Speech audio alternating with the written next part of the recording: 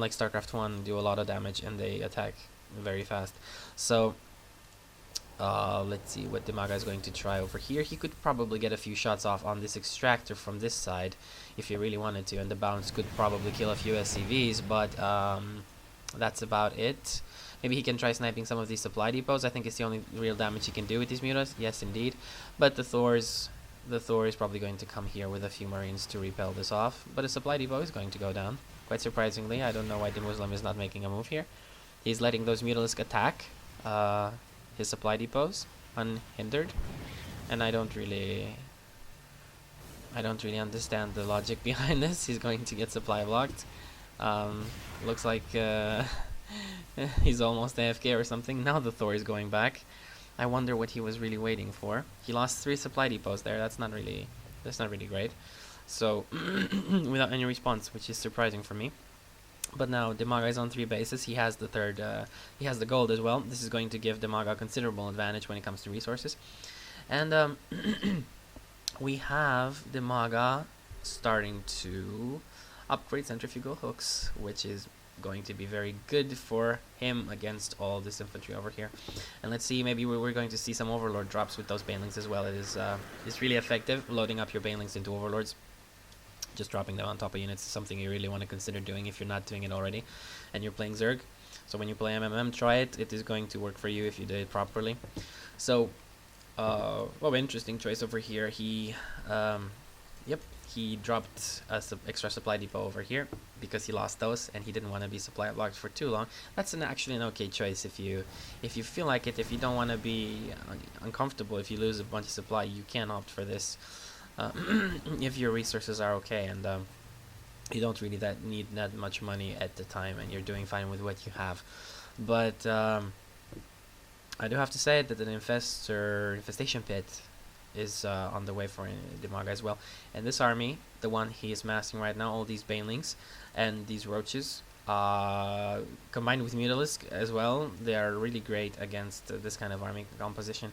And you can see how Dimaga has put his banelings up here close to the Zelnaga tower because he wants to see anything that comes on this avenue over here on this route. He's going to see, and these banelings can just come down very fast on the creep with the centrifugal hook upgrade and do a lot of damage to the incoming push. So let's see what he decides to do. Roaches are coming in and they're probably going to attack this Thor over here, and Thor might even go down. Let's see. Oh, and the dropship picking it up. Pretty nice move over there by the Muslim. Good reflexes. And I would be surprised to see a few more spine crawlers just pop around over here somewhere. And we can see Dimaga doing a very good job with extending his creep, with spreading the creep. It's and yeah, this is a this is a lot of creep, I do have to say, and it's quite uncomfortable for the Terran player to make a push, make a move when you have this many roaches and banelings on this creep. They move very fast, and indeed, but a drop going down over here, and we can see the spine crawler. Let's see if the Thor does go down fast. Yes, indeed, and the Muslim. What? 2 seconds, or 1 second of not paying attention over there, looking somewhere else, and the Thor does go down because all these roaches do huge burst damage when they can all get their shots off at the same time. But Dimaga has. Let us see here. So Dimaga looking quite equal when it comes to food count to his opponent, to the Muslim over here, and that's not really in his favor because Zerg armies tend to be weaker than their counterparts, than Terran or Protoss units. So obviously Zerg advantage is the fact that you can produce so many units at the same time and mass an army in half the time that your opponent can. So you should generally be okay with exchanging armies as long as you lost your units and he lost his. You, as a Zerg player, come out ahead. That's the mentality over here.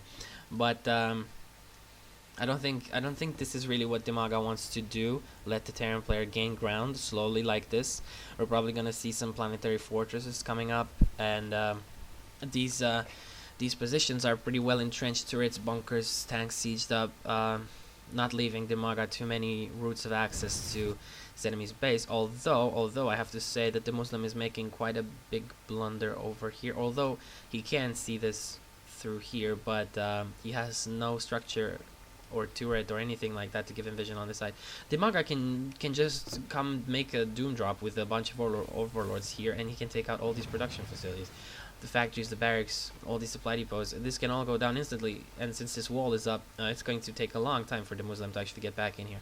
So Baneling dropped in his base over here can kill a bunch of stuff. So let's see what Dimaga decides to do, if he's going to go for a straight on push, a head on push, or if he's going to wait for his opponent to make a move. Generally what you want to do is you don't want to go in here, you don't want to go into these defended entrenched positions with all these tanks and infantry and turrets stationed there. So it's something you really don't want to do. But I do have to say that Dimaga is not really trying to do any harass, and I'm not sure I agree with this, but he knows what he's doing, and indeed some drops will occur right now, and he has 12 banelings in these overloads over here, and we see the Muslim moving up, and these roaches could be getting cornered over here. I'm not sure. Let's see if Dimaga is going to move. He needs to move this army. Indeed, the Ultralisk are out, so he needs to move his army over here in this concave of units, and let's see what he's doing right now. I don't think he wants to really use this hatchery without making any moves whatsoever. He doesn't have any infestors, so I'm not sure I agree with that. But these Ultralisk will do a lot of damage, and the Zerglings are going in. Although, yep, and flanking over here with the roaches. Very good move over there. This infantry going down. Still a ball of infantry over here with some tanks. A bunch of Ultralisk going down. Most of the Ultralisk go down over there, and nice retreating over there. And yep, more tanks spread out like this, sieged in a zigzag pattern. This is very nice. This is what you really want to do. And the infantry is doing some damage on these roaches and these tanks as well. These roaches are probably going to go down indeed, and you can see those medevacs healing their hearts out indeed. And this hatchery is most likely going to go down.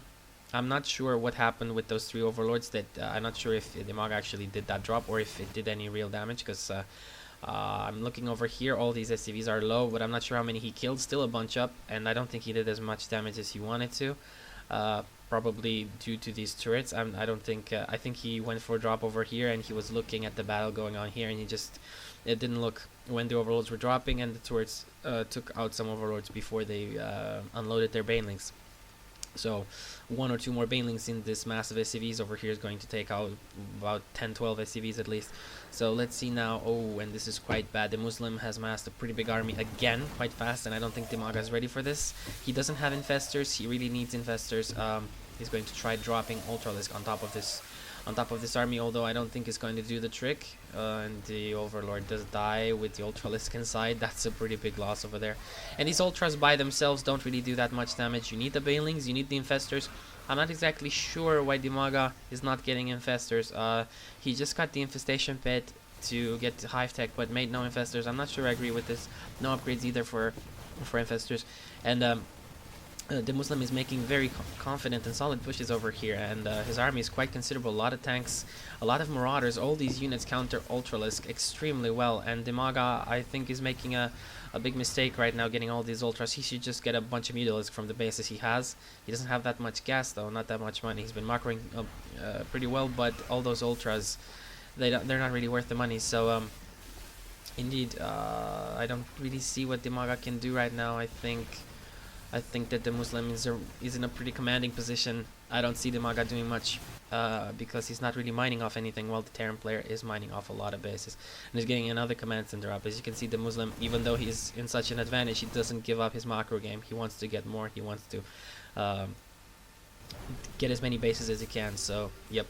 And these Ultras are pretty much Dimaga's last hope, I think. And they are going in there, and they are getting killed quite fast by this infantry. The infantry has 3 on weapons, and there we see Dimaga. It's so ridiculous. Indeed. So, yep. Yeah, so we can see the MMM. We can see the MMM being victorious once again.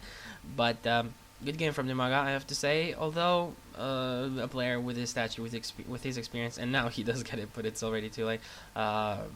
Baneling Infestor, even though it gets old and gets boring, it is something you really need to do. And you can throw some Ultralisk in there; it's quite fine. But you cannot go with mass Ultras against Marauder and Tank and Thor, especially, and Medivacs obviously. But it's something you can't do. You should really you should really consider the possibility of doing.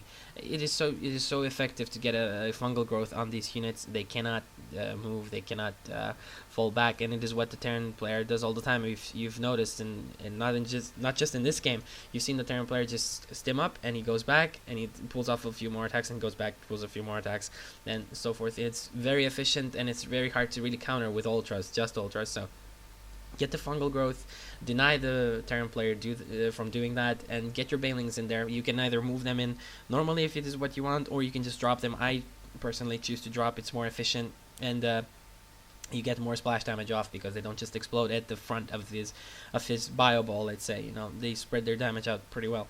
So overall, a very nice game and very enjoyable game to watch, macro game. But a little bit of an erroneous unit composition from the Zerg player. Anyway, that's it for now, and I hope you enjoyed it. Go check out sc2inside.com and my YouTube channel, www.youtube.com/exostarcraft. Bunch of videos over there waiting for you for your enjoyment, and stay tuned for more videos.